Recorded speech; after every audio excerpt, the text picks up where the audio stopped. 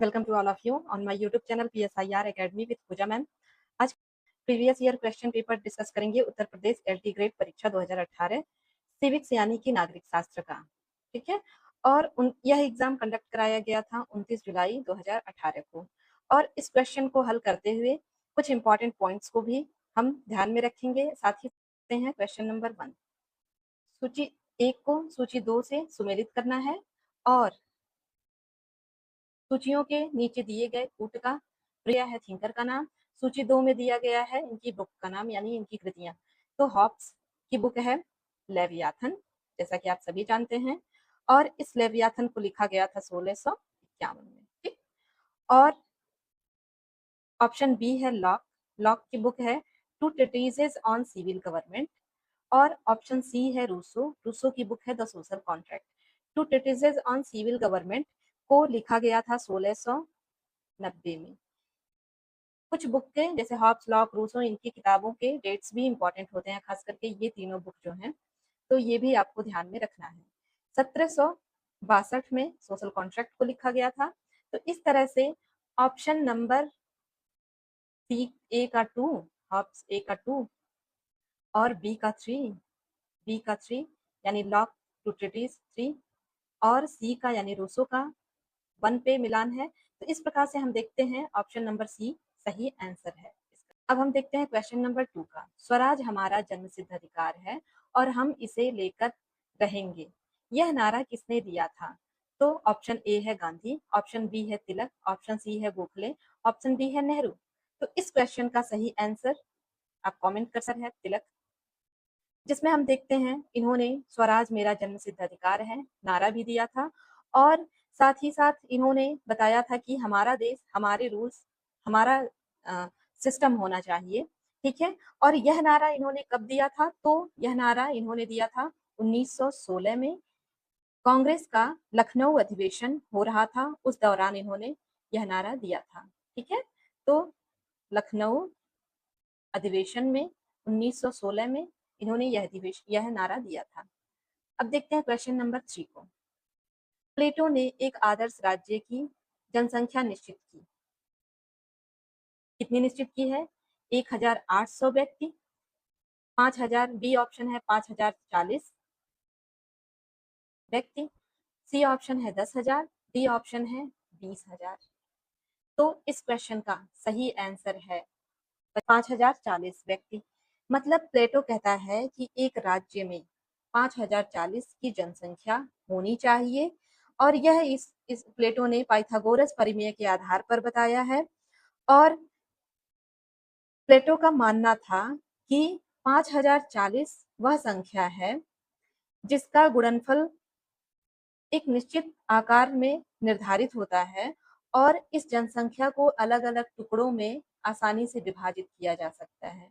और अलग अलग टुकड़ों में इसलिए विभाजित किया जा सकता है, बांटा जाएगा, जिससे युद्ध और शांति की स्थिति में यह जनसंख्या राज्य के विकास में राज्य को सहयोग कर सके। इस तरह से क्वेश्चन नंबर 5 था।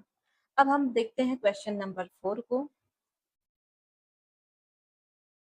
किस राजनीतिक चिंतक ने अपनी आत्मकथा में लिखा कि उसकी मां ने जुड़वा बच्चों को जन्म दिया, स्वयं उसे तथा डर?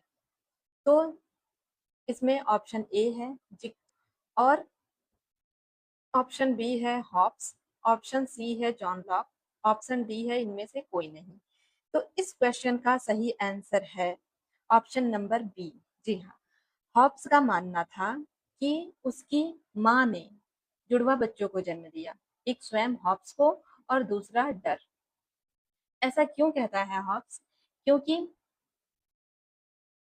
क्योंकि हॉब्स का जब जन्म होता है तो वो असमय होता है, मतलब समय से पहले इसका जन्म हो जाता है। इसलिए क्योंकि उस समय वर्ल्ड वार, उस समय युद्ध की स्थिति चल रही थी, और युद्ध की स्थिति को देखते हुए हॉब्स की माता ने समय से पहले ही उसे जन्म दे दिया था। उस समय डर का माहौल होने की वजह से यह समय से पूर्व ही हॉब्स का जन्म हुआ था। हॉब्स का जन्म जो हुआ था इंग्लैंड में हुआ था, और इंग्लैंड के माल्सबरी नामक स्थान पर हुआ था। और कब हुआ था? तो 1588 में हुआ था। तो ये कुछ इंपॉर्टेंट फैक्ट है इस क्वेश्चन से संबंधित। क्वेश्चन नंबर 5, भारत के राष्ट्रपति की अनुपस्थिति में यदि उपराष्ट्रपति उपलब्ध नहीं है, निम्नलिखित में से कौन राष्ट्रपति की तरह कार्य कर सकता है? ऑप्शन ए है भारत के मुख्य न्यायाधीश, ऑप्शन बी है प्रधानमंत्री, ऑप्शन सी है लोकसभा अध्यक्ष, ऑप्शन डी है भारत के महान्यायवादी। तो इस क्वेश्चन का सही आंसर है भारत के मुख्य न्यायाधीश यानी चीफ जस्टिस ऑफ इंडिया। और ऐसे पहले एम हिदायतुल्लाह पहले ऐसे चीफ जस्टिस ऑफ इंडिया रहे हैं जिन्होंने 20 जुलाई 1969 से 24 अगस्त 1969 तक कार्यवाहक राष्ट्रपति के रूप। क्वेश्चन नंबर 6, भारतीय संविधान के अनुच्छेद 108 के अंतर्गत लोकसभा और राज्यसभा की संयुक्त बैठक कौन आहूत करता है? तो इस क्वेश्चन का ऑप्शन है ऑप्शन ए भारत का राष्ट्रपति, ऑप्शन बी लोकसभा अध्यक्ष, ऑप्शन सी प्रधानमंत्री, ऑप्शन डी राज्यसभा का सभापति। तो क्वेश्चन नंबर 6 का सही आंसर है प्रेसिडेंट ऑफ इंडिया, यानी कि अनुच्छेद 108 के अंतर्गत लोकसभा और राज्यसभा की ज्वाइंट सिटिंग यानी संयुक्त बैठक आहूत करने का कार्य भारत का राष्ट्रपति करता है। और इस ज्वाइंट सिटिंग की अध्यक्षता जो होती है वो लोकसभा अध्यक्ष के द्वारा की जाती है। भारतीय संविधान के अनुच्छेद 108 के तहत ज्वाइंट सिटिंग के लिए राष्ट्रपति आहूत करता है, बुलाता है।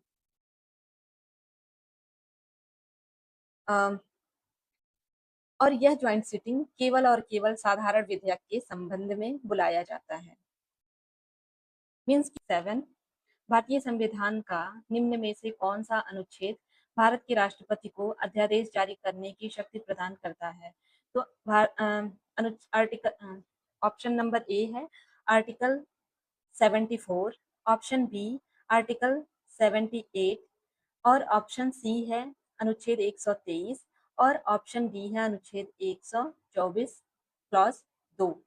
ठीक है, तो इस क्वेश्चन का सही आंसर है अनुच्छेद 123 123 के तहत गवर्नमेंट ऑर्डर जियो लॉन्च करके राष्ट्रपति अध्यादेश जारी कर देता है और गवर्नमेंट अध्यादेश द्वारा बनाया गया कानून उतना ही इफेक्टिव, उतना ही प्रभावशाली होता है जितना इफेक्टिव होता है पार्लियामेंट के द्वारा बनाया गया कानून। और अध्यादेश राष्ट्रपति के द्वारा कब जारी किया जा सकता है? तो इसे संसद के दोनों सदनों या किसी एक सदन के सत्र में ना होने के दौरान जारी किया जा सकता है। इसका प्रभाव संसद द्वारा निर्मित कानून के समान ही होता है। राष्ट्रपति किसी भी समय किसी अध्यादेश को वापस ले सकता है और अध्यादेश की अधिकतम अवधि संसद सत्र के प्रारंभ होने पर 6 सप्ताह है। अब आते हैं क्वेश्चन नंबर 8 पे। निम्नलिखित में से किस समिति की सिफारिश पर मौलिक अधिकार यानी फंडामेंटल ड्यूटी को भारतीय संविधान में जोड़ा गया? Most important question. Option A है बलवंत राय मेहता समिति, ऑप्शन बी है अयंगर समिति, ऑप्शन सी है स्वर्ण सिंह समिति, ऑप्शन डी है ठक्कर समिति। तो इस क्वेश्चन का सही आंसर है स्वर्ण सिंह समिति। जैसा कि हम जानते हैं कि इंदिरा गांधी प्रधानमंत्री उस समय थी, यानी कि 1976 में इस कमेटी को ऑर्गेनाइज किया गया था और 42nd यानी कि 42वें संविधान संशोधन के द्वारा इस संशोधन को ऐड किया गया भारतीय संविधान में। तो सरदार स्वर्ण सिंह इस समिति के अध्यक्ष थे और इन्होंने अध्यक्षता की। समिति फंडामेंटल ड्यूटी रिकमेंड किए, उस समय लागू किया गया। हालांकि इन्होंने रिकमेंड किया था 8 फंडामेंटल ड्यूटी बट और 2 प्लस कर दिया गया, तो कुल इस तरह से 10 मौलिक कर्तव्य लागू किया गया। और बाद में हम देखते हैं 2002 में 86वां संविधान संशोधन, मोस्ट इंपॉर्टेंट क्वेश्चन, अधिकतर पूछा जाने वाला। 86वां संवैधानिक संशोधन 2002 के द्वारा 11वां मौलिक कर्तव्य भारतीय संविधान के अनुच्छेद 51 ए में ऐड किया गया। ठीक, फंडामेंटल ड्यूटी जो है ये भारतीय संविधान के भाग 4 क यानी 4 क्लॉज ए में है। भाग 4 क्लॉज ए में फंडामेंटल ड्यूटी यानी मौलिक कर्तव्य का वर्णन है और यह आर्टिकल 51 क या 51 ए के तहत आता है। अब बात करते हैं क्वेश्चन नंबर 9 के बारे में। किस संविधान संशोधन द्वारा केंद्रीय मंत्रियों की संख्या लोकसभा की कुल सदस्य संख्या की 15% पर सीमित कर दी गई है? तो ऑप्शन ए है 91वां संवैधानिक संशोधन यानी कि 91 कॉन्स्टिट्यूशनल अमेंडमेंट और ऑप्शन बी है 92nd कॉन्स्टिट्यूशनल अमेंडमेंट यानी 92वां संवैधानिक संशोधन और ऑप्शन सी है 93वां संवैधानिक संशोधन। ऑप्शन डी है उपयुक्त में से कोई नहीं, नन ऑफ एबव। तो इस प्रश्न का सही आंसर है 91वां संवैधानिक संशोधन। ठीक है, 91वां संवैधानिक संशोधन 2003 में किया गया और इसके तहत अनुच्छेद 75 के खंड या उपखंड 1A या 1 क जोड़ा गया और इसको जोड़कर जो और इस क्लॉज को जोड़ करके यह प्रावधान किया गया कि मंत्रिपरिषद में प्रधानमंत्री सहित सदस्यों की कुल संख्या लोकसभा के कुल सदस्य संख्या का 15% से अधिक नहीं होगा। तो इस प्रकार वर्तमान में भी मंत्रिपरिषद में अधिकतम 82 मंत्री हो सकते हैं। ठीक है, क्वेश्चन नंबर 10, भारतीय संविधान के किस अनुच्छेद में निर्वाचन के लिए प्रावधान है? ठीक है, जिसमें से ऑप्शन ए है अनुच्छेद 320, अनुच्छेद 322, ऑप्शन बी है और ऑप्शन सी है अनुच्छेद 324, ऑप्शन डी है अनुच्छेद 326। तो इस क्वेश्चन का सही आंसर है अनुच्छेद 324 यानी कि ऑप्शन नंबर सी। अब इसके बारे में थोड़ा सा हम समझते हैं। तो अनुच्छेद 324 के तहत इलेक्शन कमीशन यानी कि निर्वाचन आयोग का प्रावधान किया गया। ठीक है, और भारत का निर्वाचन आयोग एक कॉन्स्टिट्यूशनल बॉडी यानी कि संवैधानिक निकाय है जिसकी स्थापना की गई थी 25 जनवरी 1950। इंपॉर्टेंट है एग्जाम के पॉइंट ऑफ व्यू से। तो इलेक्शन कमीशन को अपॉइंट किया गया 25 जनवरी 1950 में और यह एक संवैधानिक बॉडी के रूप में है और अनुच्छेद 324 के तहत इसको स्टैब्लिश किया गया है। और इसका कार्य क्या है? तो इलेक्शन कमीशन इलेक्शन कराती है किसका? संसद का और राज्यों के विधान मंडलों का, क्योंकि जितने भी स्टेट हैं उनके जो विधान मंडल है इन सबका इलेक्शन कमीशन के द्वारा कराया जाता है। और किसका? और राष्ट्रपति का और उपराष्ट्रपति का।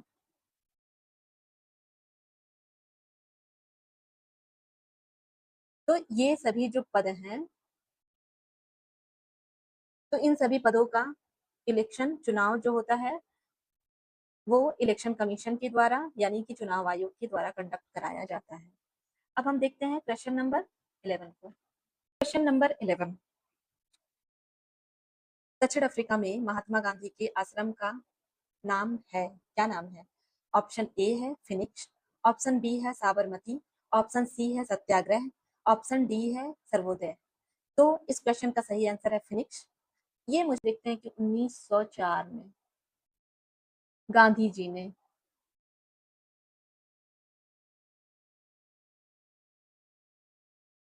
सेठ पारसी रुस्तम, तो ये नाम इम्पोर्टेंट है, सेठ पारसी रुस्तम जी के सहयोग से कहां पर? डरबन में। तो डरबन नामक स्थान पर जमीन खरीदा और इस जमीन पर फिनिक्स फार्म, तो इस जमीन पर फिनिक्स फार्म की स्थापना इन्होंने की। अब देखते हैं क्वेश्चन नंबर 12 को। निम्नलिखित में से किस सदन की अध्यक्षता ऐसा करता है जो उस सदन का सदस्य नहीं होता? Option A Lok Sabha, option B Vidhan Sabha, option C Rajya Sabha, option D Vidhan Parishad. तो क्वेश्चन नंबर 12 का सही आंसर है राज्यसभा। ठीक है, मतलब कि राज्यसभा में जो उपराष्ट्रपति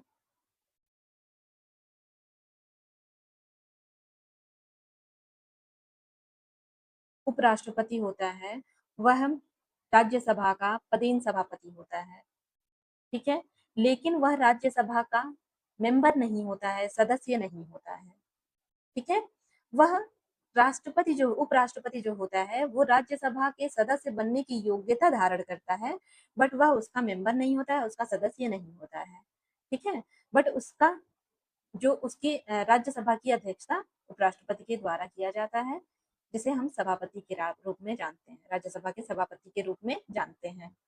ठीक है, क्वेश्चन नंबर 13, भारत में वित्तीय आपातकाल कितनी बार लगाया है? ऑप्शन ए है 3 बार, ऑप्शन बी है 2 बार, ऑप्शन सी है 1 बार, ऑप्शन डी है कभी नहीं। तो भारतीय संविधान में जो अनुच्छेद 360 है जिसमें वित्तीय आपातकाल का प्रोविजन किया गया है वो आज तक नहीं लगा, इंडिया में कभी नहीं लगा। 1991 में एक ऐसा दौर था जब इंडियन इकोनॉमी काफी डाउनफॉल में चल रही थी। उस समय ऐसा लग रहा था कि वित्तीय आपात लग जाएगा, फाइनेंशियल इमरजेंसी लगेगी, बट वैसा हुआ नहीं। तो अनुच्छेद 360 ऐसा अनुच्छेद है जिसका प्रयोग है। क्वेश्चन नंबर 14, स्पीकर निर्णायक मत का प्रयोग कब कर सकता है? इसका ऑप्शन है, ऑप्शन नंबर ए महाभियोग प्रस्ताव पर, ऑप्शन नंबर बी अनुच्छेद 368 से संबंधित विधेयक पर, अनुच्छेद क्वेश्चन ऑप्शन नंबर सी अनुच्छेद 52 से संबंधित विधेयक पर, ऑप्शन नंबर डी समान मत आने पर। तो इन सब में से सही आंसर क्या है, आप कमेंट करिए। तो इसका सही आंसर है ऑप्शन नंबर डी, यानी कि समान मत आने पर, समान मत की स्थिति में जब वोट टाई हो जाता है, समान मत हो जाता है, तो उस परिस्थिति में जो लोक जो लोकसभा का अध्यक्ष यानी कि स्पीकर होता है वह निर्णायक मत देता है। और यह निर्णायक मत भारतीय संविधान के अनुच्छेद 100 क्लास 1 में डिफाइन किया गया है। ठीक है, जिसको कास्टिंग वोट के नाम से जाना जाता है। क्वेश्चन नंबर 15 देखते हैं, भारतीय संविधान का कौन सा भाग नागरिकता संबंधित है? तो भारतीय संविधान का कौन सा भाग नागरिकता से संबंधित है? क्या यह भाग 2 है, या भाग 3 है, या भाग 4 है, या 5 है? तो इसका सही आंसर है भारतीय संविधान के भाग 2। ठीक है, मीन्स की अनुच्छेद 5 से लेकर के 11 तक सिटीजनशिप का प्रोविजन किया गया है भारतीय संविधान में, इंडियन कॉन्स्टिट्यूशन में। तो अनुच्छेद 5 से लेकर के 11 तक नागरिकता का प्रावधान भारतीय संविधान में किया गया है और यह भाग 2 में आता है। ठीक है, 5 to 11 मोस्ट इंपॉर्टेंट है, सभी पता होना चाहिए, याद होना चाहिए आपको, क्योंकि यह कभी कभी कुछ एग्जाम्स में पूछे जाते हैं। जिसमें हम आर्टिकल 11 की अगर बात करें तो यह इंडियन पार्लियामेंट को यानी कि भारतीय संसद को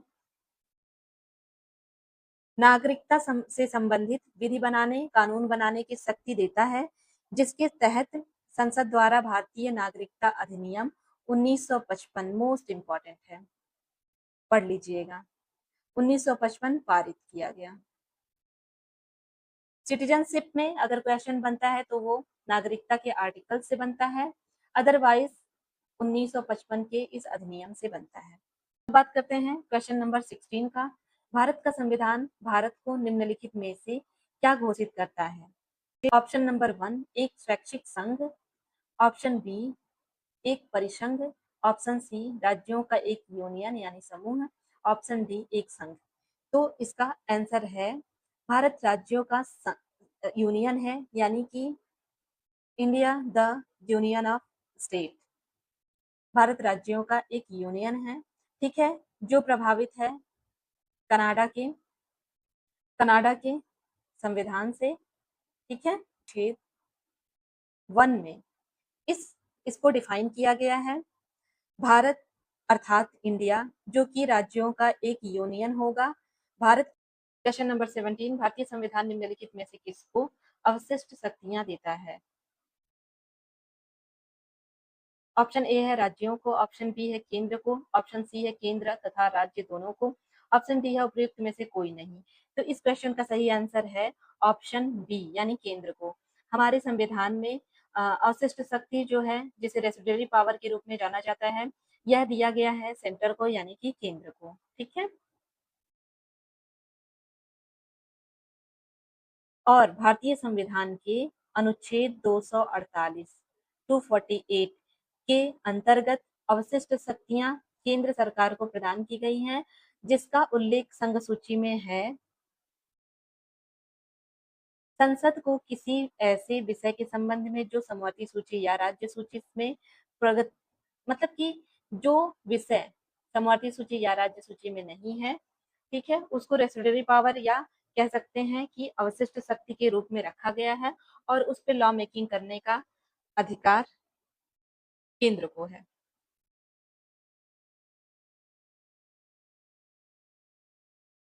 भारतीय संविधान की प्रारूप समिति का अध्यक्ष कौन था?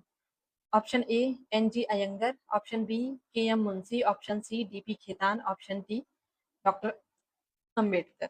तो इस क्वेश्चन का सही आंसर है ऑप्शन डी, यानी कि भारतीय संविधान में जो ड्राफ्टिंग कमेटी थी, जिसे मसौदा समिति, प्रारूप समिति या ड्राफ्टिंग कमेटी भी कहा जाता है, इसके अध्यक्ष doctor B R Ambedkar ji को बनाया गया था। और इसमें टोटल 7 सदस्य थे, जिसमें से एक अध्यक्ष प्लस 6 अदर मेंबर्स थे। ठीक है, और डॉक्टर बी आर अम्बेडकर इसके अध्यक्ष थे। इसके साथ साथ अन्य सदस्य, जिनमें गोपाल स्वामी अयंगर, के एम मुंशी, अल्लादी कृष्णा स्वामी अयंगर, सैयद मोहम्मद सादुल्ला, बी एल मित्र, जो थोड़े समय बाद हट गए थे, उनके स्थान पर माधव राव आए थे, और डीपी खितान, इनका डेथ हो गया था, और इनके जगह पे कृष्णकारी को सदस्य के रूप में एक्सेप्ट किया गया था, बनाया गया था। तो ये है इस क्वेश्चन के कुछ इंपॉर्टेंट फैक्ट है। अब बात करते हैं क्वेश्चन नंबर 19 का। भारतीय संविधान के निर्मात्री सभा का कानूनी सलाहकार कौन था? Option A N H N Kunzru, option B B N Rau, option C Sachchidananda Sinha, option D B R Ambedkar. तो क्वेश्चन नंबर 19 का सही आंसर है ऑप्शन बी, यानी कि B N Rau. Sir Benegal N Rau इस भारतीय संविधान निर्मात्री सभा का कानूनी या कह सकते हैं संवैधानिक सलाहकार बी एन राव को चुना। क्वेश्चन नंबर 20, गोपाल कृष्ण गोखले किस वर्ष अखिल भारतीय कांग्रेस समिति के अध्यक्ष बने थे? ऑप्शन ए है 1897, ऑप्शन बी है 1905, ऑप्शन सी है 1907 और ऑप्शन डी है 1912। तो इस क्वेश्चन का सही आंसर है 1905, जिसमें हम देखते हैं कि गोपाल कृष्ण गोखले जी के द्वारा 1905 में बनारस कांग्रेस समिति के अध्यक्ष बनाए गए। और साथ ही साथ इनसे जुड़ा कुछ इंपॉर्टेंट फैक्ट यह है कि गोपाल कृष्ण गोखले जी के द्वारा परोपकारी संगठन, ठीक है, परोपकारी संगठन की स्थापना की गई थी। और क्या किया गया था? तो गोपाल कृष्ण गोखले जी के द्वारा सर्वेंट ऑफ इंडिया सोसाइटी की स्थापना की गई थी। ठीक है, तो ये दोनों इंपॉर्टेंट है।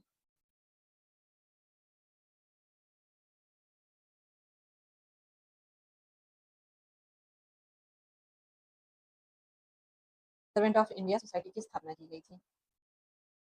क्वेश्चन नंबर 21 देखते हैं। निम्नलिखित में से कौन सा युग्म सुमेलित नहीं है? नहीं है पे हमेशा फोकस करने की जरूरत होती है। इसमें मौलिक अधिकार दिया है और अनुच्छेद उसके दिए हैं।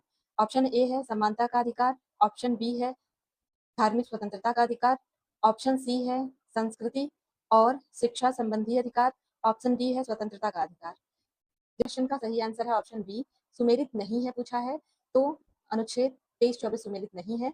जैसा कि आप जानते हैं भारतीय संविधान में समानता का अधिकार 14 से 18 में वर्णित है, जबकि स्वतंत्रता का अधिकार 19 से 22 में है और धार्मिक स्वतंत्रता का अधिकार 25 से 28 में है। ठीक है, धार्मिक स्वतंत्रता का अधिकार 25 से 28 में है। ठीक है, और संस्कृति तथा शिक्षा संबंधी अधिकार अनुच्छेद 29 से 30 में है। तो ये है, ठीक है, तो ये आर्टिकल रटा हुआ होना चाहिए क्योंकि अधिकतर क्वेश्चन यहाँ से बनते हैं।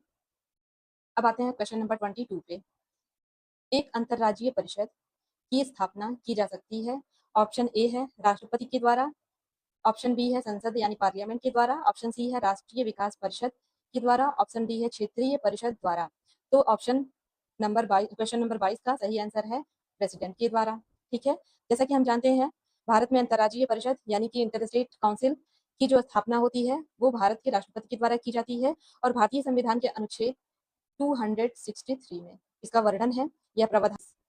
भारतीय संविधान में कितनी अनुसूचियां हैं, जिसमें ऑप्शन ए है 9, ऑप्शन बी है 10, ऑप्शन सी है 11, ऑप्शन डी है 12।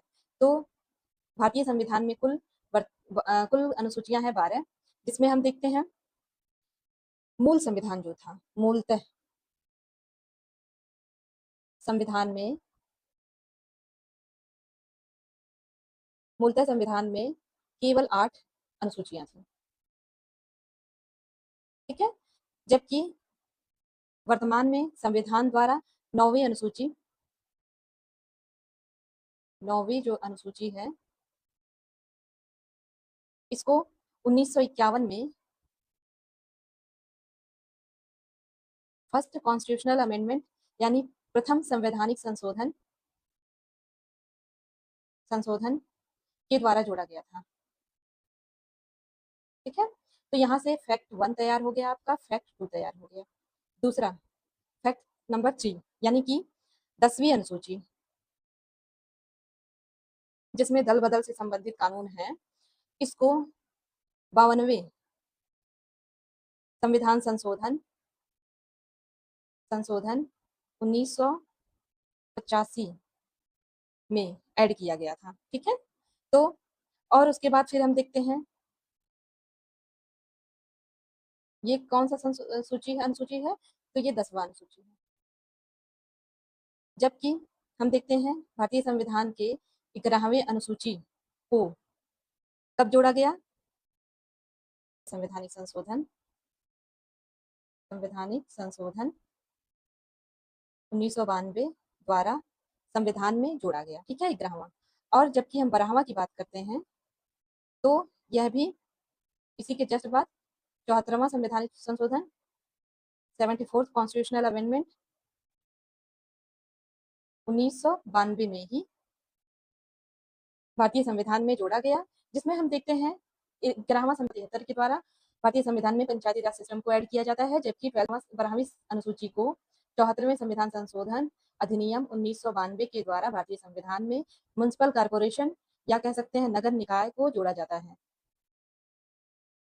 हम डिस्कस करते हैं क्वेश्चन नंबर 24। क्वेश्चन नंबर 24, पंचायती राज से संबंधित निम्नलिखित समितियों पर विचार कीजिए तथा उन्हें कालानुसार व्यवस्थित कीजिए। इसमें हम देखते हैं ऑप्शन 1 है अशोक मेहता समिति, ऑप्शन 2 है बलवंत राय मेहता समिति, ऑप्शन 3 है LM सिंघवी समिति, ऑप्शन 4 है थुंगन समिति। तो ऑप्शन इसमें हम देखते हैं बलवंत राय मेहता समिति सबसे पहले आई रहती है। ठीक है, आप इसमें से पहले क्वेश्चन को सुनिए, पढ़िए, देन आप खुद से टिक करिए, फिर मेरे एक्सप्लेनेशन को सुनिए। तो हम देखते हैं कि बलवंत राय मेहता समिति कब आई थी, 1957 में बनाई गई थी और इन्होंने 1958 में रिपोर्टिंग करी।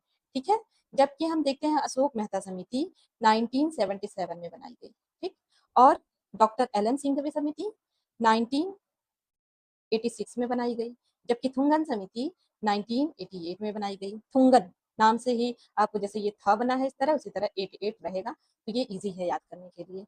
तो इस तरह से हम क्रम मिलाते हैं। ऑप्शन नंबर 2 जो है यानी बलवंत राय मेहता समिति सबसे आगे आएगा। तो इन सभी ऑप्शंस में ऑप्शन बी मैच कर रहा है, जिसमें बलवंत राय मेहता समिति पहले नंबर पे, देन अशोक मेहता समिति यानी 1, उसके बाद तीसरे स्थान पे है LM सिंघवी समिति, उसके बाद चौथे स्थान पे है थुंगन समिति। थुंगन समिति सबसे लास्ट में लाई गई थी। क्वेश्चन नंबर 25, पंचायत चुनाव कराने हेतु निर्णय किसके द्वारा लिया जाता है।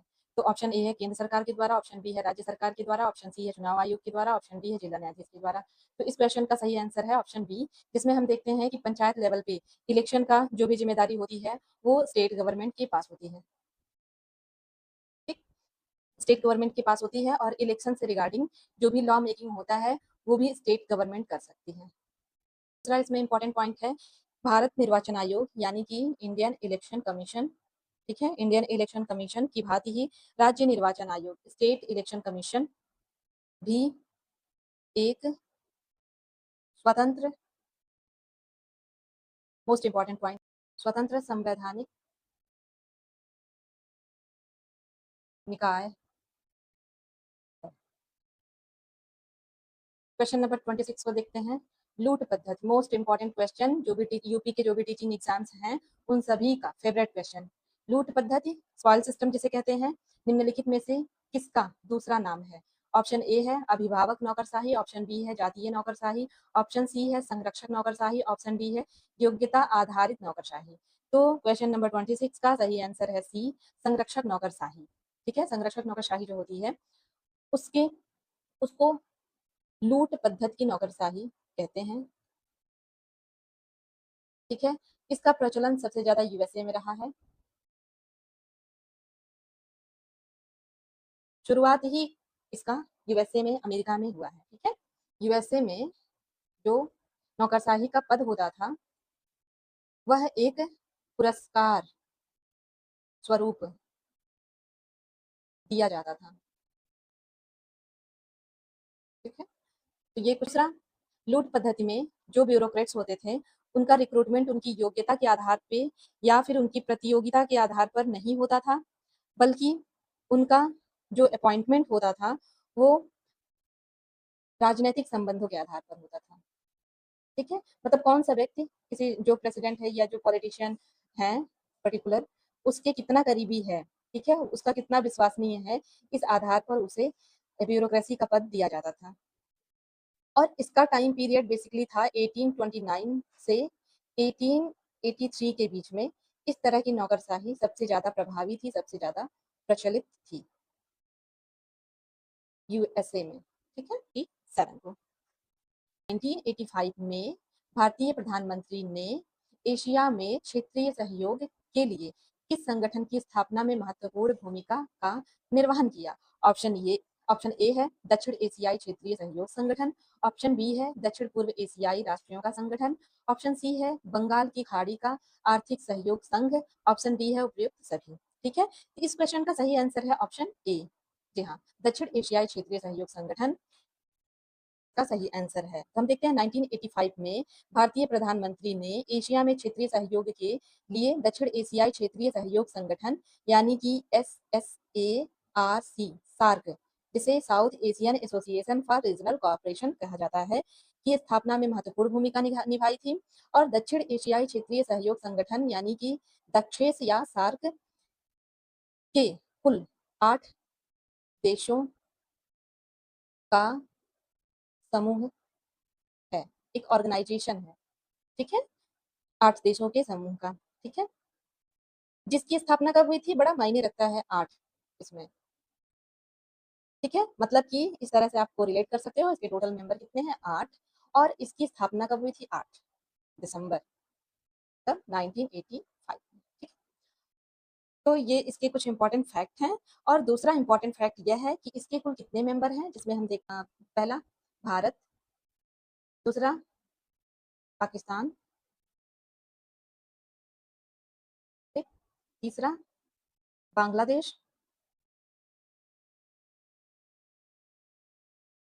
चौथा श्रीलंका, पांचवा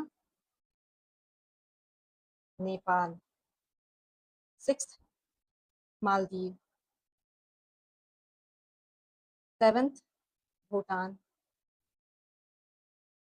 और 8 अफगानिस्तान।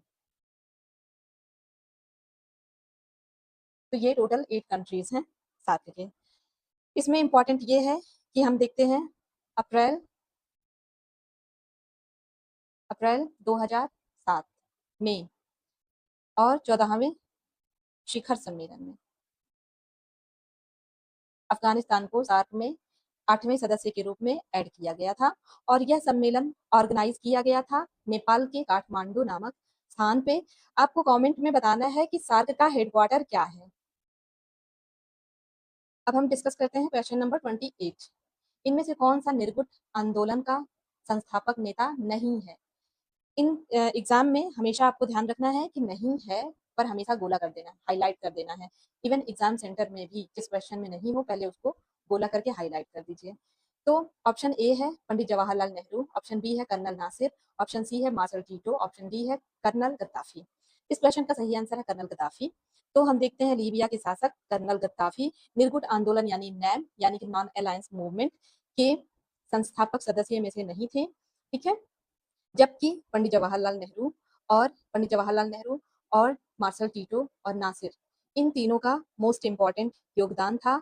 इनके प्रयासों से ही नैम की स्थापना, नॉन अलायंस मूवमेंट की स्थापना हुई थी, ठीक है। और इनके अलावा घाना के राष्ट्रपति, घाना के प्रेसिडेंट एनक्रोमा एनक्रोमा तो इनका बहुत ही बड़ा योगदान था इस ऑर्गेनाइज करने में। और उसके साथ साथ एक और इम्पोर्टेंट लीडर थे, वो इंडोनेशिया के थे और इंडोनेशिया के प्रेसिडेंट थे, ये भी मीन्स के राष्ट्रपति थे। और इनका नाम था सुकर्णो। नेम से जब भी क्वेश्चन बनता है तो इन सब नाम को हमेशा आप याद रखिएगा, यहाँ से जरूर क्वेश्चन बनता है। तो इन सभी मेंबर्स को कभी ऑप्शन में हो सकता है कि नासिर को हटा करके सुकर्णो आ जाए या अनुक्रोमा आ जाए, तो आपको हमेशा इन पांचों नाम को याद रखना है, ध्यान में रखना है। हम देखते हैं 1961 में बेलग्रेड सम्मेलन होता है, बेलग्रेड में सम्मेलन होता है और इसी प्रथम शिखर सम्मेलन में इन सभी सदस्यों ने भाग लिया और यहाँ से नैम की स्थापना की शुरुआत होती है। अब हम डिस्कस करते हैं क्वेश्चन नंबर 29 को। भारतीय संविधान का कौन सा अनुच्छेद अंतरराष्ट्रीय संबंधों से संबंधित है? Important question. ऑप्शन ए है अनुच्छेद 50, ऑप्शन बी है अनुच्छेद 51, ऑप्शन सी है अनुच्छेद 52, ऑप्शन डी है अनुच्छेद 53। तो हम देखते हैं इस क्वेश्चन का सही आंसर है अनुच्छेद 51, जबकि अनुच्छेद 50 सेपरेशन ऑफ पावर की बात करता है, ठीक है। तो अंतरराष्ट्रीय शांति और सुरक्षा की बात आर्टिकल 51 में कही गई है, ठीक है। और आर्टिकल 51 इंडियन कॉन्स्टिट्यूशन के पार्ट 4 में आता है, ठीक है। तो ये इसके इंपॉर्टेंट क्वेश्चन था। अब हम डिस्कस करते हैं क्वेश्चन नंबर 30। निम्नलिखित में से कौन सा भारतीय विदेशी नीति में पंचशील का सिद्धांत नहीं है? जिसमें ऑप्शन ए है अनाक्रमण, ऑप्शन बी है अहस्तक्षेप, ऑप्शन सी है शांतिपूर्ण सहअस्तित्व, ऑप्शन डी है यथार्थवाद। तो नहीं है पूछा है। मैं हमेशा कहती हूँ जब नहीं है क्वेश्चन में आए तो उसको हाईलाइट करिए। तो क्वेश्चन नंबर 30 का सही आंसर है यथार्थवाद, रियलिज्म। तो हम देखते हैं इसके एक्सप्लेनेशन को। तो 29 अप्रैल 1954 को बीजिंग में चीनी प्रधानमंत्री चाउ एन लाई और भारतीय प्रधानमंत्री जवाहरलाल नेहरू, ठीक है, नेहरू जी, ठीक है। तो इन दोनों के मध्य शांति और मैत्री संबंध होता है जिसमें पंचशील सिद्धांत की नींव पड़ती है, ठीक है।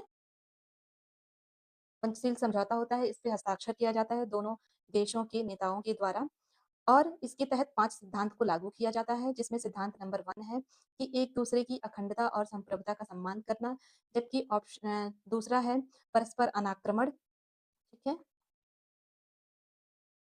और यहाँ पे रहेगा अखंडता और संप्रभुता का सम्मान, ठीक है। दूसरा, ये पहला हो गया, ये दूसरा हो गया, ये तीसरा। तीसरा है आंतरिक मामलों में हस्तक्षेप, मतलब दोनों देश एक दूसरे के आंतरिक मामलों में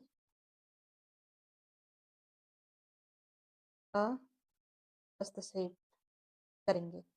चौथा, समान और पारस्परिक लाभ पर आधारित संबंध।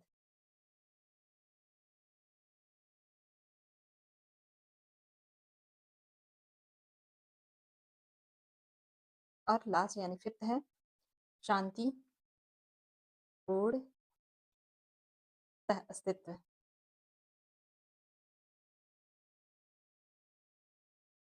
तो इस तरह से यह पांचों सिद्धांत आपको मोटा मोटी याद होने चाहिए, क्योंकि कभी कभी इन पांचों में से कुछ का ऑप्शन दे करके पूछता है कि कौन सा पंचशील सिद्धांत का पार्ट नहीं है, तो इसलिए ये क्वेश्चन इंपॉर्टेंट है।